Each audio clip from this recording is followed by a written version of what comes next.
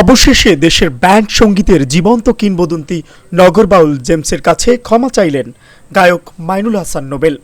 সেই সঙ্গে বিতর্কিত কর্মকাণ্ডের জন্য ক্ষমা চাইলেন ভক্তদের কাছেও। সম্প্রতি একটি গণমাধ্যমের সাক্ষাৎকার অনুষ্ঠানে জেমসের কাছে ক্ষমা চান তিনি। এ সময় তিনি বলেন, আমি অনেক বড় একটি বেয়াদবি করেছি, যেটার কারণে আমি পুরোপুরি অনুতপ্ত। এরকম অহংকারিত হওয়া যাবে না।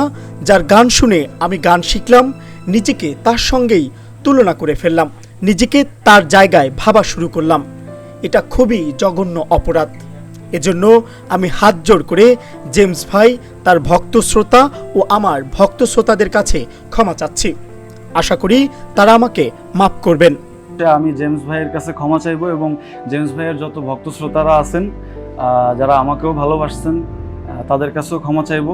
অনেক বড় একটা বেয়াদবি আমি করছি, আর এটার কারণে আমি পুরোপুরিভাবে অনুতপ্ত। আশা করি আমাকে আমার ভক্ত শ্রোতারা, জেমস ভাইয়ের ভক্ত শ্রোতারা এবং জেমস ভাই আমাকে মাফ করবেন। তিনি আরও বলেন, আমার জীবনের অধঃপতনের জন্য আমিই দায়ী। অল্পতেই তারকা খ্যাতি পাওয়ায় যা খুশি তাই করতাম, কাউকে গুরুত্ব দিতাম না। এটা করা মোটেই উচিত হয়নি। উল্লেখ্য, গত ৩ বছর আগে ফেসবুকে জেমসকে ওপেন চ্যালেঞ্জ দিয়েছিলেন নোবেল। 17টি পোস্টে লিখেছিলেন বিতর্কিত নানান কথাবার্তা।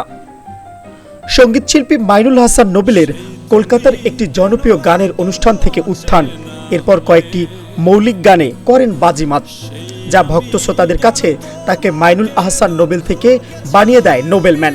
তবে কিছুদিন পর একের পর এক বিতর্কিত কর্মকাণ্ডে খ্যাতি অর্জনের আগেই তা হারিয়ে বসেন এই গায়ক। নোবেলের উপর থেকে মুখ ফিরিয়ে নেন তার ভক্ত ও শ্রোতারাও। তবে এবার নিজের সব ভুল শুধরে 4 বছর পর আবারও গানে ফিরছেন nobleman. Mohammad Shafiqul Islam, Dhaka Times today. দেশের ভক্ত করলে বড় আকাশটা কেন বাকি, জলের ভাগ পরিপাটি সাগরকে দিয়ে ফাঁকি।